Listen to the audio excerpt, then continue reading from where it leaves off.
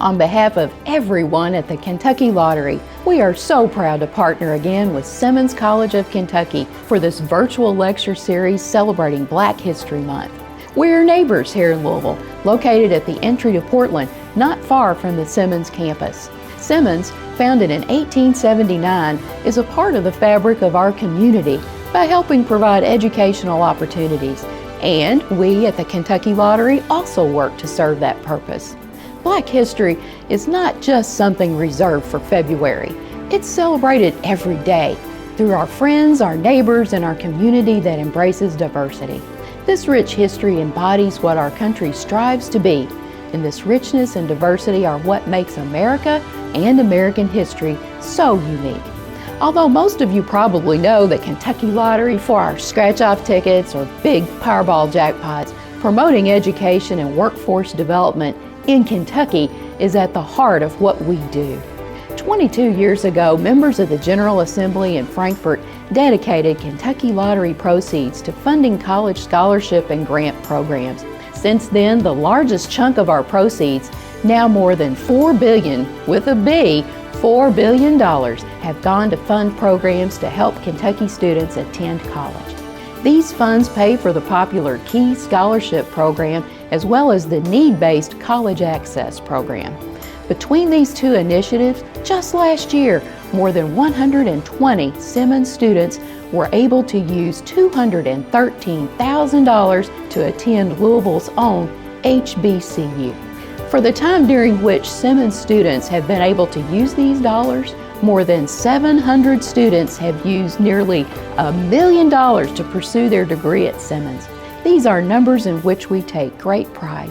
To put this in perspective, 95 cents of every dollar of college student financial aid awarded in Kentucky comes straight from Kentucky Lottery proceeds. This economic investment adds to the prosperity of our community at large. And in the past 21 years, 1 out of every 5 Kentucky residents has received a college scholarship or grant paid for by the Kentucky Lottery. We're proud to stand with Simmons College of Kentucky to recognize Black History Month and the contributions of HBCUs. Simmons College of Kentucky is an integral part of the community in Louisville, as is the Kentucky Lottery, and we appreciate the opportunity to help bring this important series to you. Today, we know that Kentucky's most deserving students are counting on us, and our mission of fueling imagination and funding education is more important than ever. Thank you.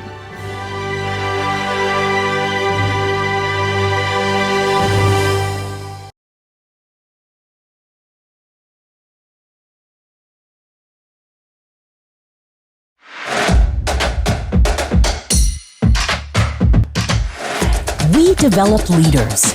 We generate change agents. We produce 80% of all Black doctors and dentists. We provide a sense of belonging, a celebration of our unique culture. We are the pipeline that produced many of America's Black first. The nation's VP-elect is a product of this distinct heritage. And we are proud to be Louisville's only historically Black college and universities. Simmons College of Kentucky. We are Louisville's HBCU.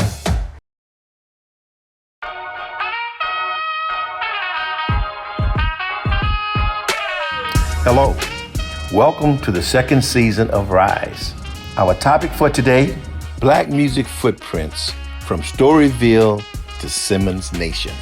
You know, soulful rhythms and beats have a long lineage in Black culture.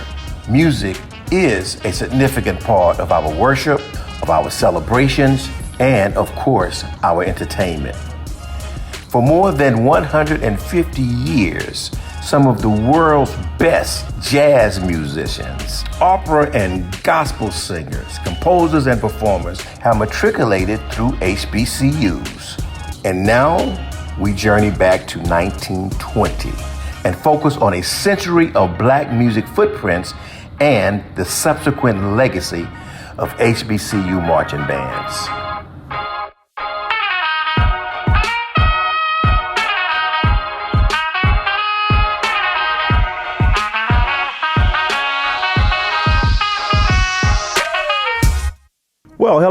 to everyone, and welcome to Black Music Footprints. My name is Mondre Moffett, and I am your host. The overarching idea of this show is to celebrate and recognize the rich tradition of African American music. And what we also do is examine the footprints of those musical giants who have illuminated our pathway to new artistic expressions. On today's show,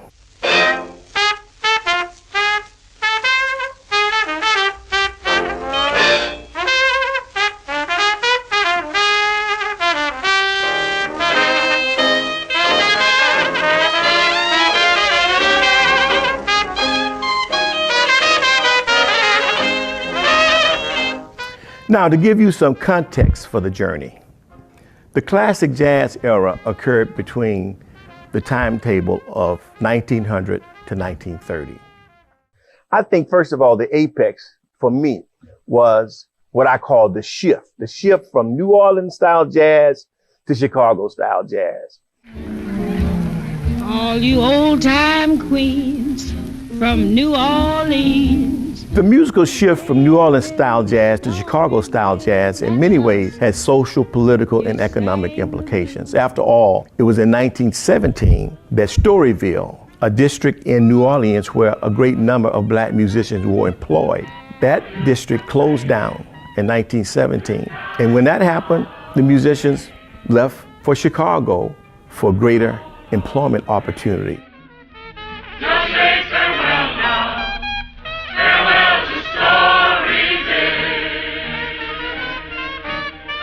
Musically, the Chicago style jazz and the New Orleans style jazz were very similar with some distinct recognizable differences. I think the biggest distinction is the solo instrument becoming very prominent.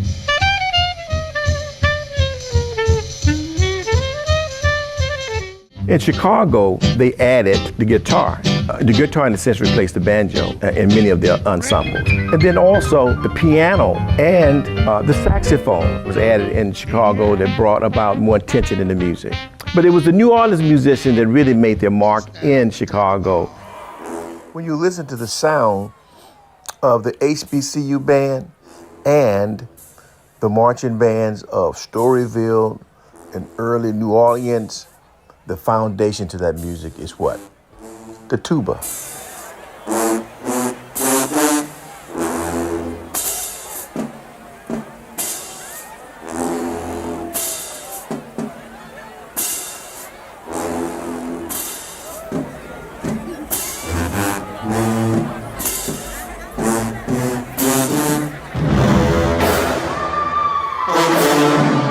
When you look at the emergence of the marching band in African American culture, even from Storyville to the HBCU experience like Simmons College, you have to understand that the musical aesthetic of Black music, which is the oral tradition that permeates from one generation to the next, is always on display.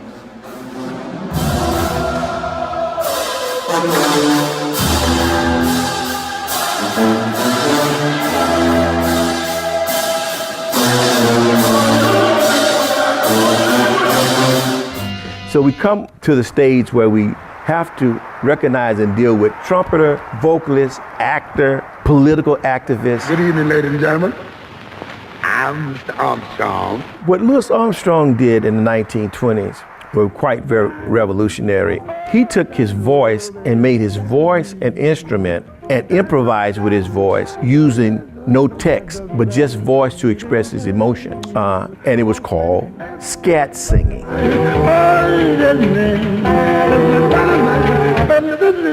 Was and is among the most influential figures in the history of jazz. There's no question about it.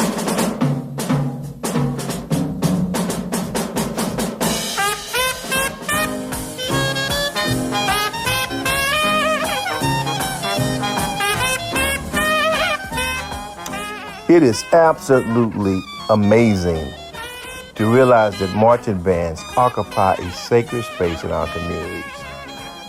Louis Armstrong understood this from the very beginning when he laid down the footprint for others to follow, Check out When the Saints Go Marching In.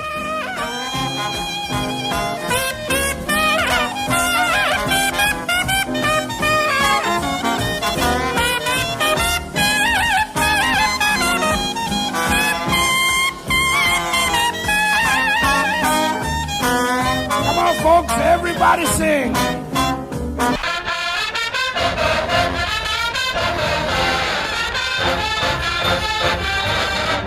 Yes, I want to be in the number.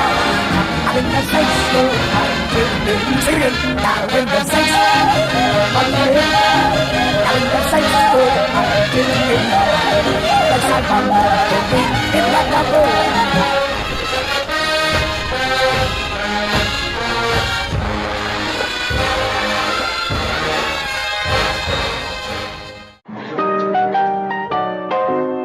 Now, when the Great Migration occurred, all of the musicians from the South, the ragtime players doing this Harlem Renaissance, guess what?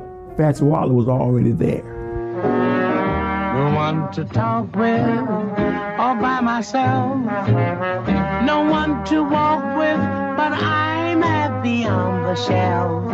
Ain't misbehaving. Born in 1904 in New York City. Thomas Fats Waller was the hip, cool cat without trying to be. In jazz music, these musicians had a way with names. His name was Thomas, they called him Fats. They called Scott Joplin king. He was king of ragtime. All of these endearing terms came a part of the culture, which really made us family.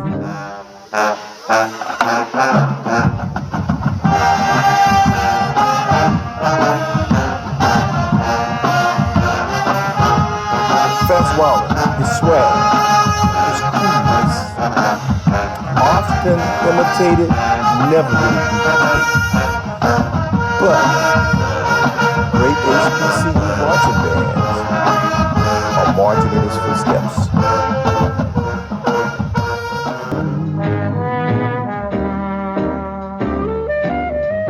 Like Jack Horner in the His music had a lot of humor in it, yet it was serious at the same time.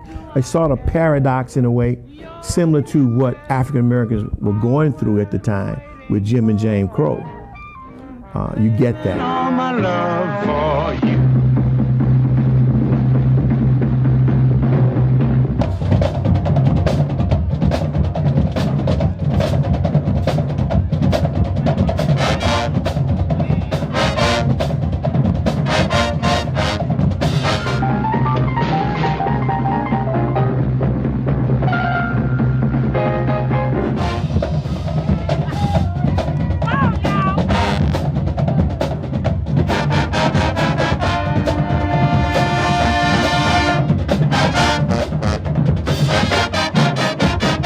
Ain't misbehaving. To talk with, all by myself. No one to walk with, but I'm happy on the shelf. Ain't misbehaving, saving my love for you, for you, for you, for you. I don't stay up late, got no place to go. I'm home about 8, just me and my radio. Ain't misbehaving, saving my love for you.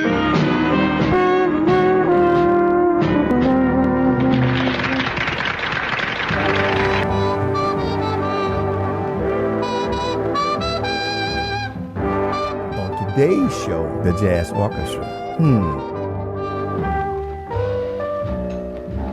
Because at the beginning of the turn of the century, in 1900, when jazz was born, the jazz orchestra did not exist.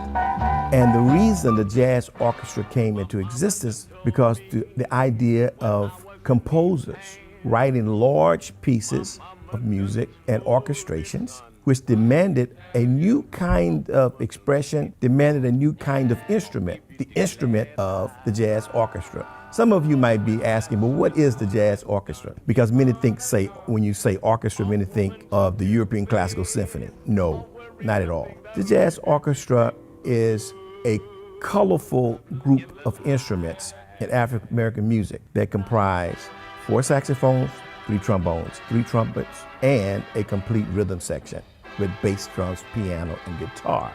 Now, with that group, that allowed master composers to expand their creative ideas and compose music. Otherwise, they would not have the opportunity to compose for a smaller combo. Some big town, yeah, done heard me some big talk. My mama was right, the blues in the night.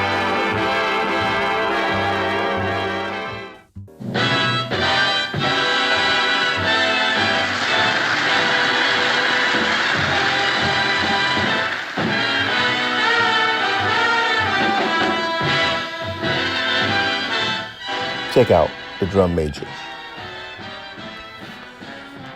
So we know the story of the marching bands in black culture. It is the story of jubilation.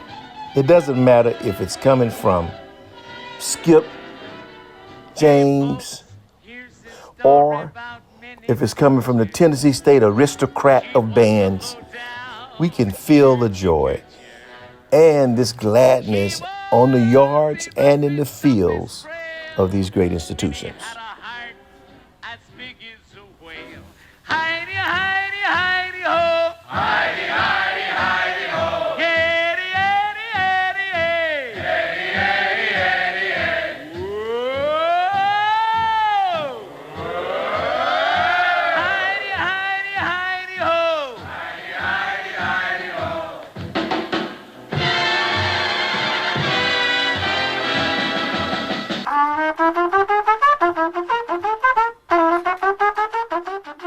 King Bolden, he put together the first jazz group. But there were many other trumpet players to follow him and let their voice be heard in this new music of hope that we call jazz.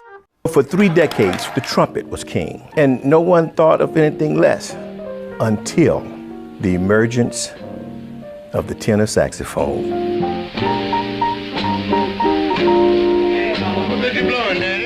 The person that brought that tenor saxophone came in, kicked down the door of Coleman Hawkins.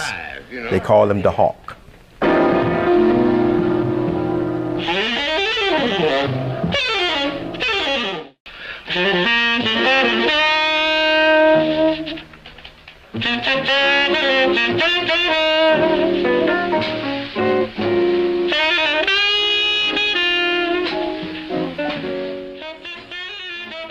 The lyricism of tenor saxophonist Coleman Hawkins in the 1930s had a seminal influence on every kind of musical expression in our culture moving forward.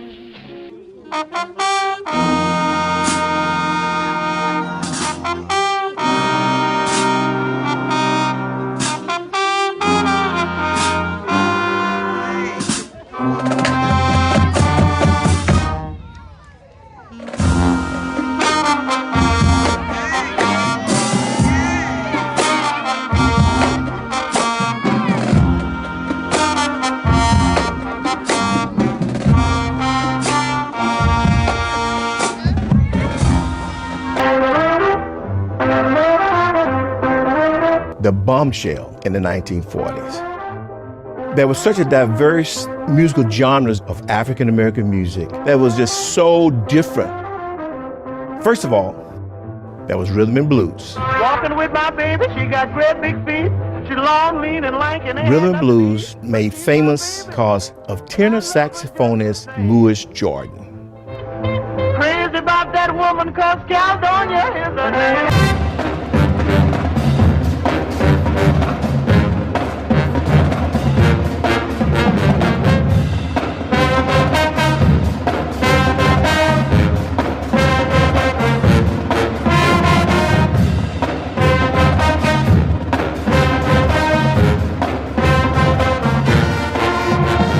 Wonderful, God is so wonderful. This is a time when gospel music had developed at its height. He's wonderful, God. Not only a music that gave hope, but a music that had an artistic value in terms of black music artistry. shepherd, he's my guide. Whatever I need, the Lord will provide. And I love God. He's so.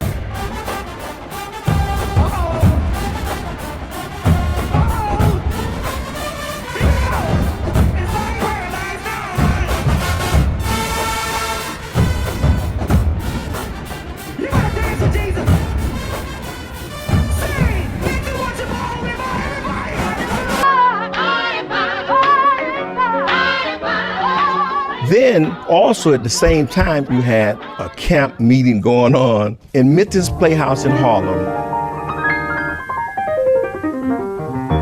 The music director, the house pianist at Minton's Playhouse was none other than Thelonious Spear Monk.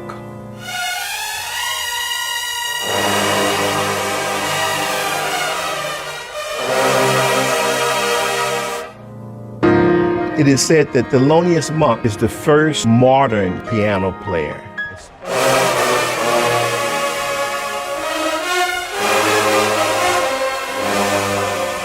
It certainly was one of the architects of this great music called bebop.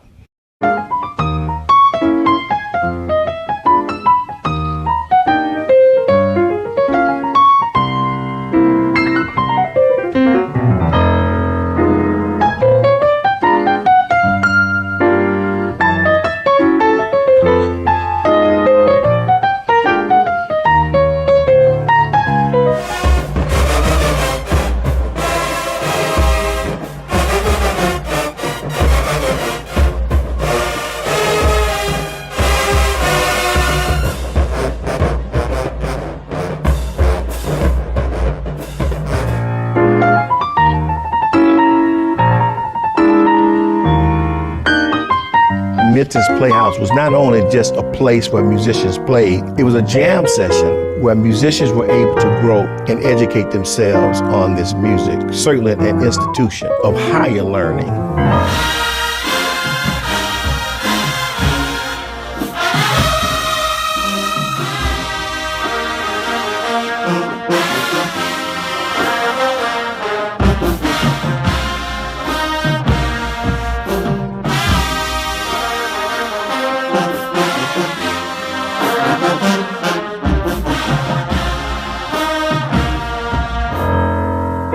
This explosion of the 1940s were none like other before, with rhythm and blues, gospel music, and bebop.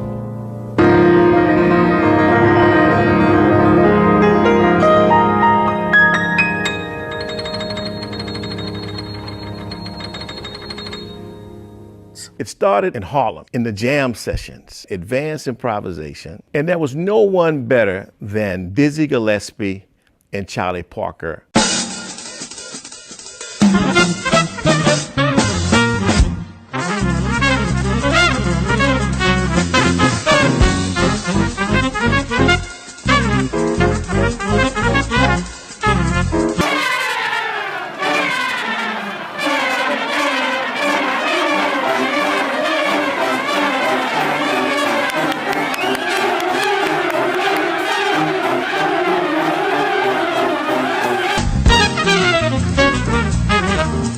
The beboppers were musicians who considered themselves artists and not entertainers. Charlie Parker and Dizzy Gillespie led the way with a philosophy about music in terms of being an art form, different from the previous generations in jazz music. They were concerned about the parasitic relationship that had developed on black musicians, the exploitations that were happening in jazz music.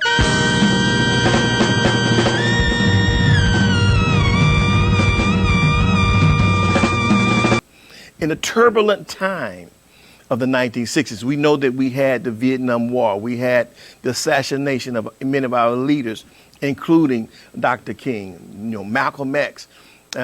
We celebrated the greatness of Muhammad Ali, and with all of these radical changes. And let's start off with the Godfather of soul. And many people asking the Godfather of soul, you need to address what's going on in these turbulent times, because quite frankly, he was reluctant at first. And finally, he had to speak up, and this is what he had to say. Put your bad self. Say it loud. Say it loud. Look here. Some people say we got a lot of malice. Some say it's a lot of nerve. But I say we won't quit moving until we get what we deserve. We've been built. Say it loud.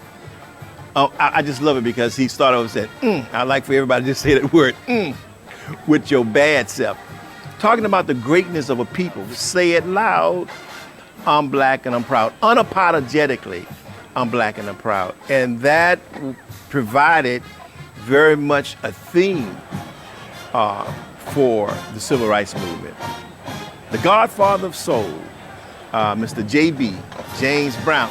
And then I would like to discuss a unique development that happened in the mid 70s to the early 1980s. Jazz funk is specifically integrate funk music, soul music. When I say funk music, you know, James Brown. Soul, you're talking about people like Sam Cooke, the whole Motown sound, and other rhythm and blues styles integrated with jazz music.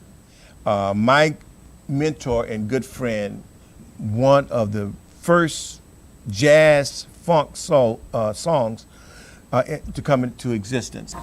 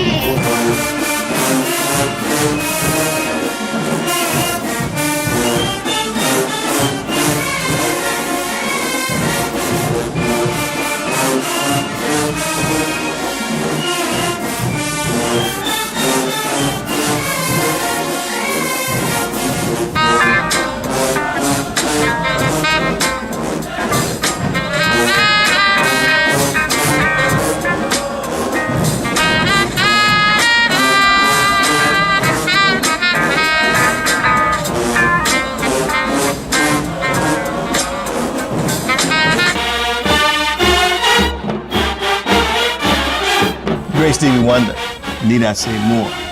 Black man.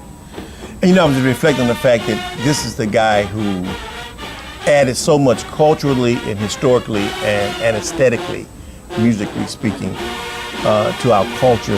Very much, in my view, embody everything that a jazz musician has and more. That's why I love him so much. And now, ladies and gentlemen, I cannot conclude the show without what people call the elements.